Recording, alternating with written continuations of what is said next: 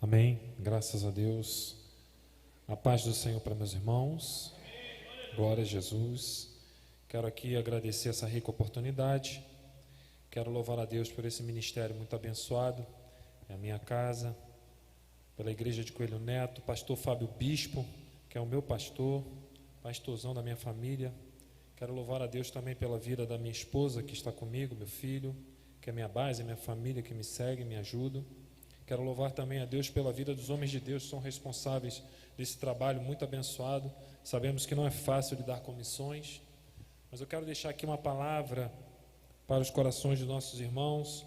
Eu não vou ser prolixo, e eu peço que você abra a sua Bíblia, por gentileza, no livro de Mateus, capítulo de número 22, do versículo 1 ao versículo 14, nós vamos fazer esta leitura. Mateus 22, versículo 1 até o 14. Louvado seja o nome do Senhor.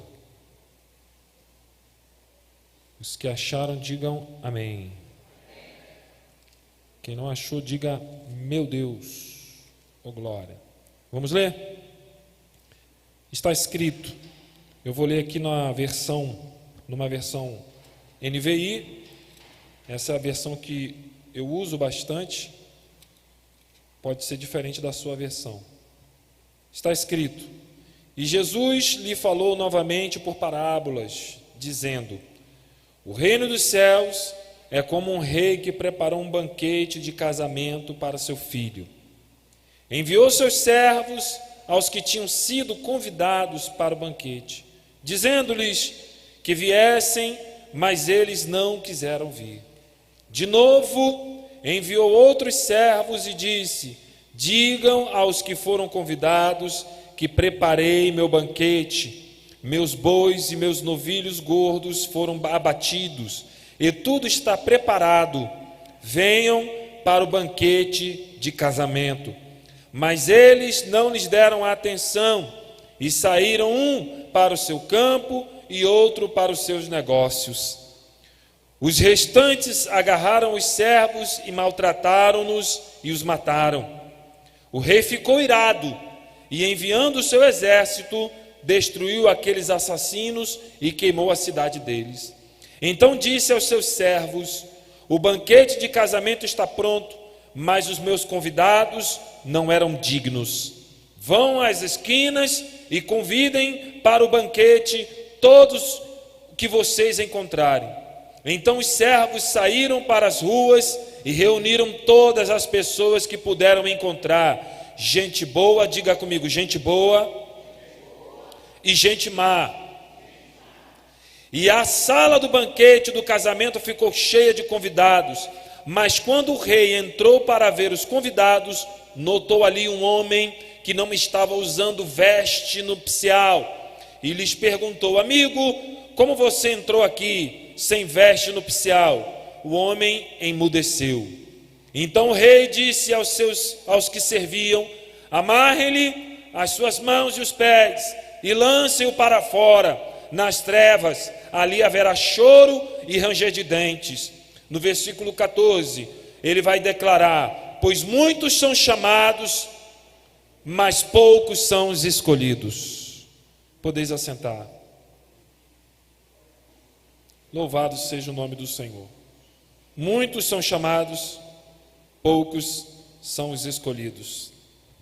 Ao meditar sobre esta palavra, o Senhor desceu esta palavra ao meu coração para estar ministrando na noite desse dia. Muito me alegrou o convite. E eu meditando sobre essa questão, é um congresso de missões, e falar sobre missões hoje já está muito corriqueiro dentro das igrejas, mas o que eu quero falar é na qualidade dos que servem e dos que são convidados, porque a missão, ela depende da qualidade de quem faz parte. E este texto me chamou muita atenção porque tem algumas peculiaridades que nós devemos meditar. O que quer dizer essa parábola? A parábola das bodas, do banquete. Jesus, ela está inserida dentro de um contexto em que Jesus ele entra na cidade, sendo ovacionado pela multidão. O povo estava aclamando Hosana. Ele entra sentado sobre um jumentinho, declarando publicamente que ele era o Messias prometido. E agora ele vai adentrar ao templo e ele vai começar a ser questionado da sua autoridade. Então os líderes religiosos começam então a questionar a sua autoridade. E agora então ele vai proferir 3 parábolas. E uma dessas parábolas é essa no qual acabamos de ler. Parábola essa que é direcionada para o povo escolhido. Esses são os convidados. Esses são as primeira leva de convidado. Existem 2 listas nessa parábola. E essa primeira lista são os que são escolhidos, são os convidados. E ele começa a dizer que essa parábola é um rei que vai fazer um banquete. E esse banquete é um banquete de casamento, é um banquete que comemora o casamento do seu filho. Então o rei agora, ele vai anunciar a festa nupcial do seu filho, e ele vai mandar convidar aqueles que já estavam separados, aqueles que eram a liderança, ali pode se chamar a liderança do povo, homens de posses, pessoas que tinham autoridades. E a Bíblia vai dizer aqui nessa parábola que esses convidados, eles vão ouvir o convite, mas eles não vão dar trela, eles não vão dar atenção para o convite, eles vão desprezar esse convite. Era uma honra ser convidado pelo rei, era uma honra participar de uma festa tão importante. Para qualquer pessoa comum receber um convite desse, era uma honra poder participar de uma festa tão importante, em que o príncipe vai se casar, em que o príncipe agora, ele vai ser o futuro rei. Era uma honra para qualquer convidado, mas esses convidados, eles desprezaram o convite, porque estavam ocupados demais com as suas coisas, estavam ocupados demais com os seus afazeres. Então, eles vão rejeitar este convite, a ponto de rejeitar o convite, que esses também agora vão pegar aqueles que anunciam o convite, que é a igreja hoje fazendo esse papel, porque nós não fomos os eleitos, nós somos os convidados da segunda lista. E você vai observar a diferença desses convidados.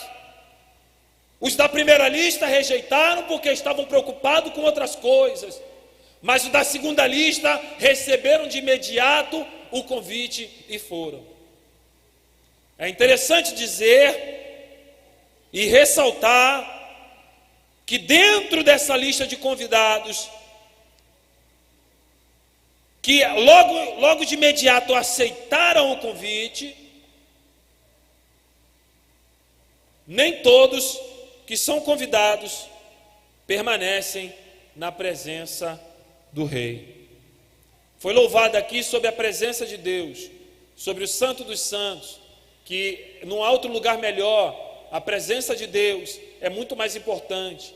Mas nós vivemos em dias trabalhosos, vivemos em dias em que as pessoas hoje não estão mais valorizando a presença de Deus. Esta mensagem não é para lá para fora, esta mensagem é para dentro. Muitos estão sendo convidados, mas não estão valorizando a presença do rei. Tem que observar os detalhes dessa parábola para entender. Em primeiro lugar, o recado era para Israel, era para os líderes do templo, era para aqueles que estavam tomando o monopólio, aqueles que estavam usufruindo da lei, usufruindo do templo para conseguir benefício próprio. Esta é a primeira mensagem, para que eles se despertem e entendam que o rei, ele pode se enfurecer e mandar os seus exércitos e destruir a cidade.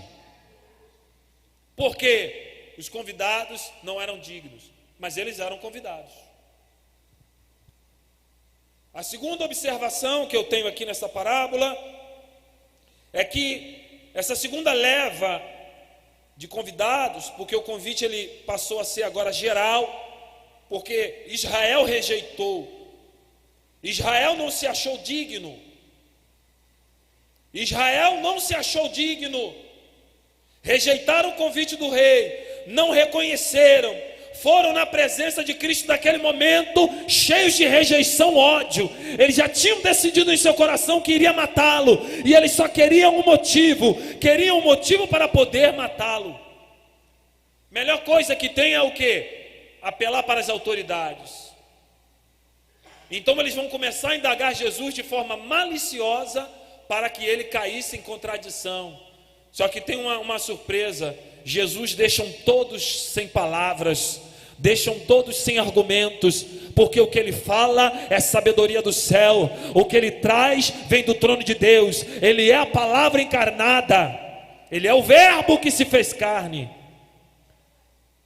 Nós temos que entender o seguinte, para me poder entrar no clímax da mensagem, o que eu quero dizer para os irmãos. Alguns estudiosos dizem que o anfitrião, o rei, quando convidava para o seu banquete, ele proporcionava roupas dignas para aqueles que não tinham. Você vai observar que agora os primeiros convidados rejeitaram, e a segunda leva de convidados agora eram pessoas da circunvizinhança, das cidades próximas, pessoas simples, sem expressão, sem status, sem valor nenhum na sociedade. E eles foram recolhidos pelas ruas, pelas esquinas, pelas praças, e agora eles chegaram diante do palácio do rei. Mas a Bíblia vai dizer então que agora o rei, ele vai sair, vai chegar no salão, ele vai olhar e vai ver um homem que não está vestido adequadamente. E estudiosos dizem que o rei, ele proporcionava essa veste, ele tinha condição, ele dava. Então nós podemos observar para este homem que foi indagado acerca da sua condição, que ele não teve argumento, ele não soube falar, foi lançado fora nas trevas exteriores. O que eu quero te dizer nessa noite, meu irmão, que Jesus, ele tem a capacidade de vestir você adequadamente. A veste que eu estou dizendo não é roupa que cobre apenas o corpo. A veste que eu estou falando é veste espiritual. Você quer fazer a obra, você quer pregar o evangelho, você quer anunciar as boas novas, tem que ser com eficácia, tem que ver como está o teu interior. Para estar na presença do rei, não é de qualquer maneira, porque o rei te dá condições de você se vestir adequadamente. Olhando para essa situação, parece até que é injusto. O rei chama todo mundo, já que os convidados que eram dignos não foram, e de repente agora olha para aquele homem e vê que ele não está vestido de acordo e lança-o fora. É porque ele teve a oportunidade, mas não quis. A primeira coisa para se ter uma veste diante de Deus é a submissão à sua vontade. Para ter um trabalho eficaz de evangelização é estar submisso à vontade de Deus. As vestes daqueles que levam a palavra têm que estar de acordo. É a submissão e o reconhecimento da sua autoridade é necessária para que o trabalho seja eficaz e almas se rendam aos pés do Senhor. Vivemos em uma geração em que hoje as pessoas estão vindo para a casa de Deus de qualquer forma, estão assumindo responsabilidade de qualquer maneira, e através dessa parábola observamos que não é essa a vontade de Deus para a nossa vida, nem para a igreja, nem para o corpo de Cristo. A vontade do rei é que todos se tornem dignos, é que todos se vistam adequadamente para participar do banquete do seu Filho amado. Louvado seja o nome do Senhor.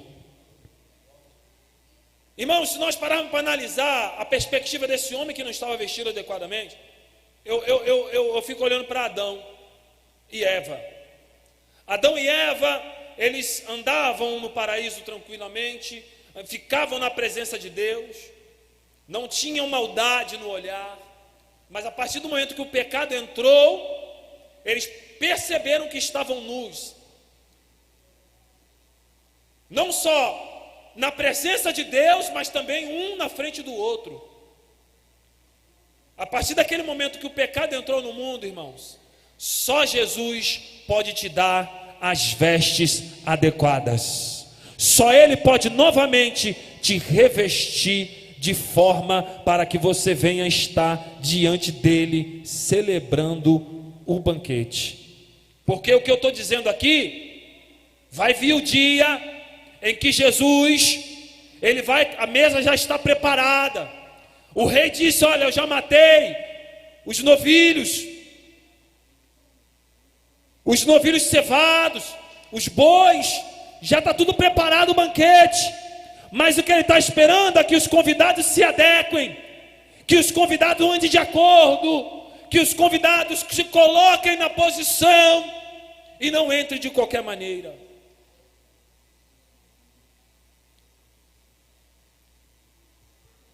Então eu quero deixar aqui alguns pontos para meditarmos sobre essa parábola. O primeiro ponto é que aceitar o convite não é garantia de nada.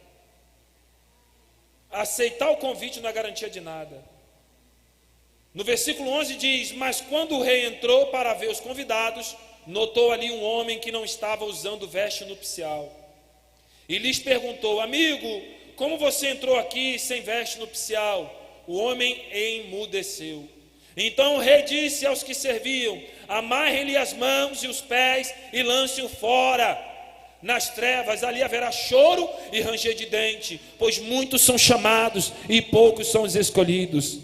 Irmão, a igreja continua fazendo um trabalho lindo, maravilhoso de evangelização, de pregação da palavra, vai usando pessoalmente, cada um com a pessoa, é evangelismo pessoal, evangelismo através das redes sociais. Hoje você está talvez aí do outro lado, ouvindo esta palavra, mas eu quero que você entenda uma coisa: se você não colocar a roupa adequada, não vai poder permanecer na presença do Todo-Poderoso. Porque Ele é justo e te dá condição de você se vestir adequadamente. Irmão, quando se fala de vestes na Bíblia, se a gente parar para analisar, a primeira coisa que nós temos que despir da nossa natureza é o eu, o velho homem, o ego, o egocentrismo. Nós temos que nos despir cada dia mais do status social. Não é o bem material, não é o teu poder aquisitivo que vai ditar que tipo de homem de Deus e de mulher de Deus você é, mas é a forma no qual você se submete à vontade daquele que pode todas as coisas, é a forma no qual você se deixa moldar pela sua palavra. É dessa forma que nós podemos entrar na presença daquele que pode todas as coisas, daquele que é o Rei soberano e poderoso, cuja Bíblia diz que os exércitos são miríades e miríades e miríades e miríades de anjos. Louvado seja o nome do Senhor. Então a primeira coisa, aceitar o convite não é garantia de nada. Tem gente que aceita o convite, entra para o banquete, faz parte da igreja, está inserido no corpo, mas está faltando alguma coisa. Está faltando alguma coisa. Irmãos, isso é um recado para nós. Nós devemos nos avaliar e ver se realmente não está faltando alguma peça do nosso vestuário espiritual. Vestes aqui é vida espiritual diante de Deus. É como nós estamos andando diante do Todo-Poderoso, porque a forma no qual você está andando é como você consegue atingir o público-alvo. O que nós estamos vendo hoje em dia é muitos escândalos. Igrejas de qualquer maneira, pessoas que não valorizam a palavra, pessoas que andam de qualquer forma. Na igreja é uma bênção, fora da igreja é uma lástima, não dá testemunho nenhum. Como almas vão se converter ao evangelho quando vê pessoas se comportando pior do que o ímpio? Eu já ouvi isso, irmãos, e é triste ouvir pessoas dizerem: olha, eu quero ser crente um dia, mas como fulano de tal eu não quero não. É para nós meditarmos. Aceitar o convite não é garantia de nada. Um outro ponto para nós meditarmos Só ficar na presença com vestes apropriadas. Só vai ficar na presença do rei com as vestes apropriadas. Olha o que está escrito no livro de Eclesiastes, capítulo 9, no versículo 8, que diz: em todo tempo sejam alvas as tuas vestes, e nunca falte o óleo sobre a sua cabeça. Em todo tempo sejam alvas as tuas vestes, e nunca falte o óleo sobre a tua cabeça. Vestes limpas, brancas, sem manchas, sem pecado. Não tem como permanecer. O que eu estou dizendo aqui é escatológico, irmão. É que muita gente não quer falar. É muito fácil trazer uma mensagem motivacional para poder te amassagear o teu ego. Mas o que eu quero te dizer é trazer uma palavra de alerta. O rei está voltando, as portas vão se abrir e ela vai se fechar um dia. Para você entrar por essa porta, tem que estar na posição. Estejam o tempo todo alvo as suas vestes. Quantas pessoas estão manchando as suas vestes por causa da ganância? Por causa, irmão, a ganância, ela é a mãe de todos os pecados. Quantas pessoas estão se deixando levar, se corromper, e esquecem que um dia as portas vão se fechar. Os servos estão por aí, por todas as esquinas, pregando, chamando, convidando. E muita gente escuta o convite e fala: opa, é banquete, é festa, eu vou. Mas quando chega lá, não quer honrar de forma digna o convidado. Oh meu Deus, que o Senhor tenha de misericórdia de nossas vidas. Só fica na presença com vestes apropriadas. Um outro ponto também, eu não vou ser demorado, eu sei que a hora já está avançada, mas eu quero deixar esses pontos para a sua meditação. Contra fatos não há argumento. No versículo 12 ele diz: e lhes perguntou: amigo, como você entrou aqui sem veste nupcial? O homem emudeceu. O que dizer? Diante de um rei todo-poderoso, que te dá condições de você se vestir adequadamente, ele te fez um convite, ele te trouxe. Quantas pessoas ele tirou do lamaçal do pecado, trouxe para a sua presença, inseriu dentro do corpo místico de Cristo. E de repente, se o rei passasse aqui agora e ele perguntasse para você: como é que você entrou aqui? Por que você está assim? Porque ele é o único que conhece você de dentro para fora. E se ele perguntasse para você hoje: por que você está dessa forma? Você teria algum argumento para dizer para ele? Porque, Senhor, mas sabe como é que é, né? Porque, né, Senhor, nós somos assim, mas porque nós somos falhos mesmo. Irmão, ser falha é uma coisa, aceitar a falha é outra. Medite você sobre essa pergunta, porque a Bíblia diz que esse homem aqui, ele não teve argumento nenhum, ele emudeceu. Contra fatos não há argumento. Se o rei dava condições dos seus convidados se arrumarem adequadamente, ele abriu o seu guarda-roupa real, oh glória! Você não está entendendo? Ele abriu o seu guarda-roupa real. Lá em Efésios capítulo 6 diz: revesti-vos, pois, de toda a armadura de Deus, para resistir. Essa veste, ela tem a capacidade de te dar força para você resistir contra o dia mau, contra a tentação. Ela te dá condição de você ser eficaz na tua missão, de pregar o Evangelho. Se você olhar a armadura de Deus, está tudo pronto. Tem os sapatos, né, do Evangelho, tem a couraça da justiça, tem tudo, irmão. Capacete da salvação. As vestes de Deus são perfeitas. E vou te falar um negócio: te deixa agradável diante dele. Então, irmãos, não há condições nenhuma. Contra fatos não há argumentos.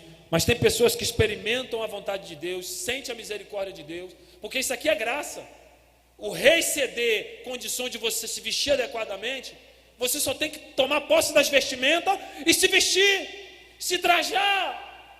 E porque quantos não conseguem entender ainda o princípio da renovação espiritual? o princípio de se revestir de toda a palavra, de toda a armadura. Por quê, meus irmãos?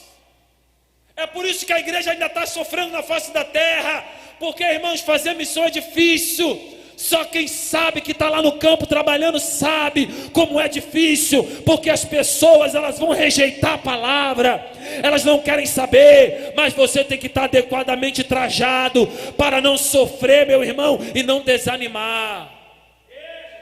Você vai ver que alguns dos servos que foram convidar, os primeiros convidados que a princípio pareciam ser dignos, foram mortos.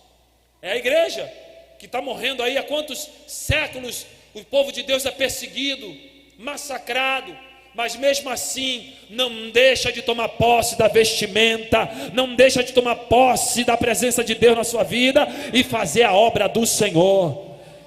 Estar na presença de Deus é celebrar constantemente uma festa, um banquete, porque nós estamos na presença do Rei. Um outro ponto, se contra fatos não há argumento, uma outra coisa que nós temos que entender, Jesus está falando para aqueles líderes religiosos que eram hipócritas, que aquele rei, ao ver a atitude daqueles homens, o rei ele vai se vingar dos que o rejeitam. Esse é um ponto aqui que eu quero deixar bem claro. É por isso que a igreja tem que continuar pregando o evangelho. É por isso que o crente tem que continuar dando testemunho, porque a vingança não é nossa, a vingança é do rei, e o rei já preparou o dia e a hora em que o seu exército vai descer de encontro aos seus adversários. Tem que ser dita essa verdade. Aqueles que rejeitam o rei vão prestar conta.